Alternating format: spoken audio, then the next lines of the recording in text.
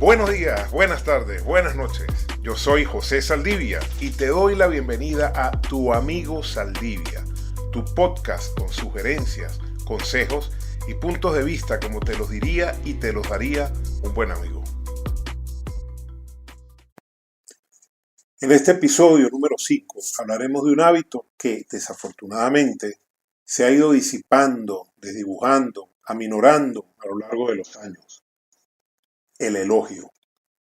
Antes de continuar, te invito a escuchar también otros episodios de este podcast.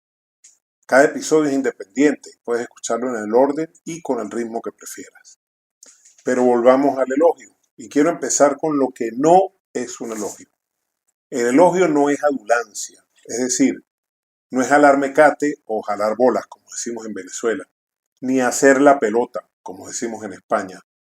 El elogio tampoco es manipulación al estilo de un toma y dame, es decir, no es una estrategia para obtener algo de otra persona a cambio de frases amables.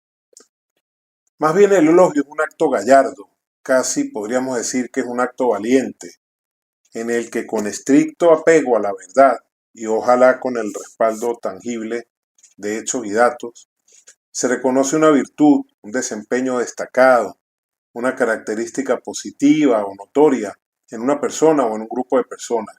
Eso en cualquier contexto, con lo que el elogio vale en el entorno laboral, en las relaciones de pareja, en las relaciones familiares, en la amistad, en el ámbito educativo, incluso con personas desconocidas o casi desconocidas. Haciendo un poco de memoria, hubo épocas en el pasado en las que, al menos en las culturas que formamos parte de la hispanidad, el elogio era considerado un poco contraproducente. Todo alabado es perdido, dice un antiguo refrán, en alusión al supuesto hecho de que al elogiar a alguien se envanecería hasta tal punto que iba a dejar de practicar la virtud o el desempeño que le había merecido ese comentario positivo. Pero seguramente muchos de los patrones de conducta del siglo XIX o XVIII o el momento en el que se haya creado ese refrán no resultan tan aplicables en la humanidad actual. De hecho, estos tiempos en los que hay gente que se deprime e incluso se quita la vida por causas inimaginables en las épocas ancestrales en que se crearon los refranes, como por ejemplo el no tener suficientes seguidores o suficientes likes en las redes sociales, pues estos tiempos requieren y piden otro tipo de actitud y de comportamiento. Hay un fenómeno bautizado por el pensador Amalio Rey como la escuela de la escasez.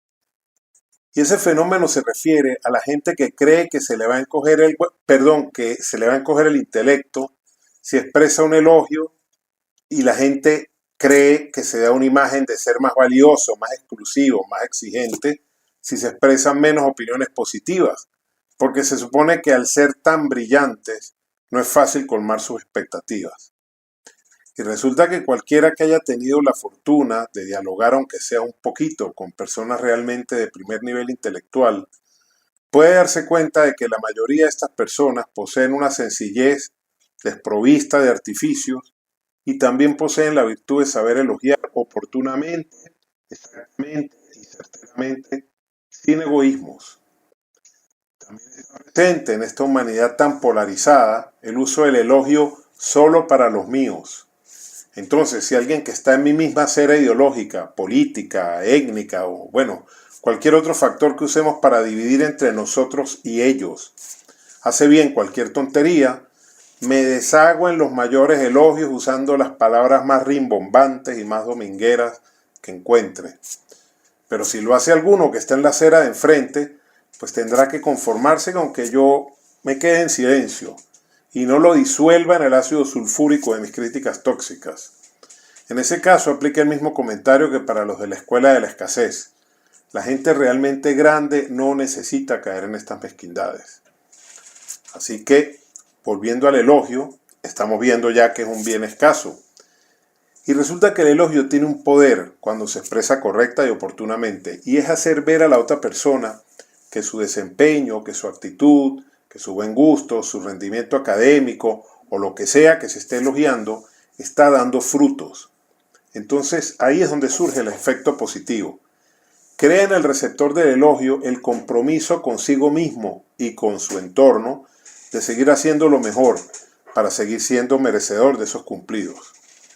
Hay muchos estudios hechos a este respecto y traigo como ejemplo uno realizado por la Universidad de Constanza, en Alemania, y en el que, según la psicóloga española Patricia Ramírez, en un grupo de 300 alumnos se elogió una parte de ellos por las calificaciones obtenidas. Y lo que se comprobó en el siguiente trimestre es que las notas de los elogiados se mantenían, pero curiosamente también mejoraron gran parte de las calificaciones de los alumnos no elogiados, pero que habían sido testigos del reconocimiento a los compañeros. Ese efecto de yo también quiero no siempre sucede, e incluso puede ocurrir al contrario, sobre todo en niños y personas con la autoestima muy golpeada que se frustran por no recibir elogios. Así que para dar un elogio correcto, positivo, con impacto favorable en el que lo recibe, sugiero lo siguiente.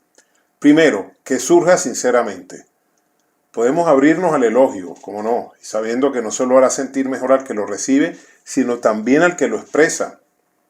Porque cuando expresamos un elogio, pues nuestro cuerpo genera ciertas sustancias químicas que nos hacen sentir mejor. Pero lo que no podemos hacer es obligarnos a elogiar. Un elogio dicho por compromiso suena más falso que un billete de 15 y nos hace quedar como unos aduladores. Segunda sugerencia, que sea preciso y oportuno.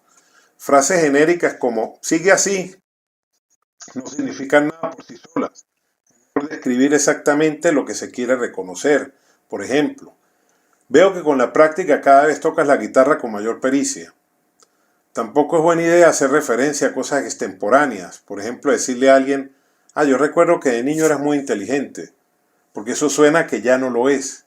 Si hay que hablar del pasado, es mejor algo específico, tipo, recuerdo que de niño resolvías muy bien las ecuaciones matemáticas. Tercera sugerencia, que no lleve implícito un control o una instrucción que pueda sonar a imposición. Esto es particularmente sensible en el entorno familiar, en el entorno educativo y en el de pareja. Decirle a alguien, oye, este pollo horneado quedó magnífico, a ver si lo sigues haciendo así en el futuro. Eso lleva añadida una condición, un control que desluce el elogio y que puede ser suprimido.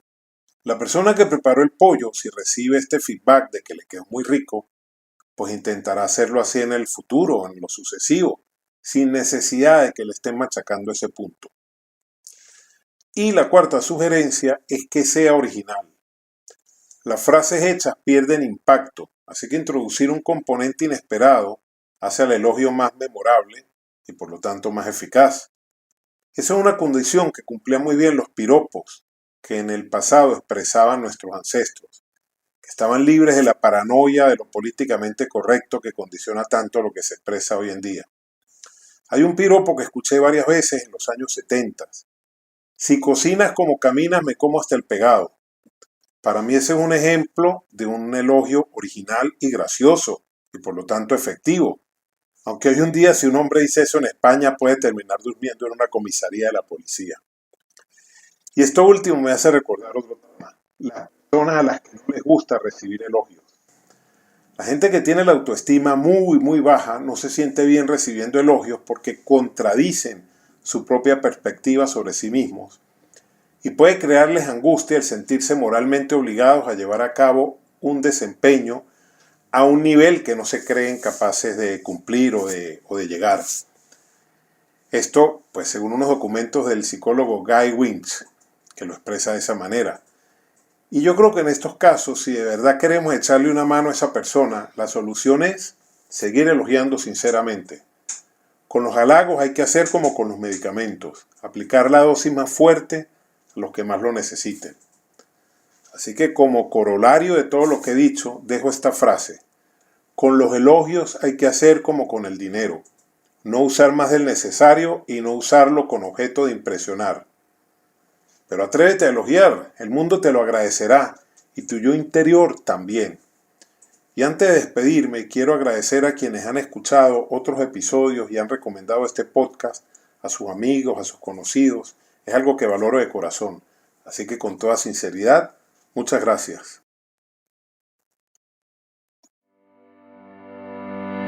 Y así llegamos al final de este episodio de Tu Amigo Saldivia, tu podcast con sugerencias, consejos y puntos de vista como te lo diría y te lo daría un buen amigo.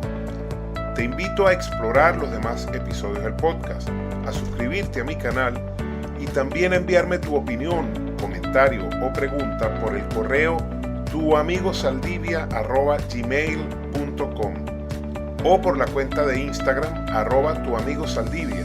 En ambos casos todo unido como si fuese una sola palabra. Quien habló, José Saldivia, les desea feliz día, feliz tarde, feliz noche y mucha energía positiva.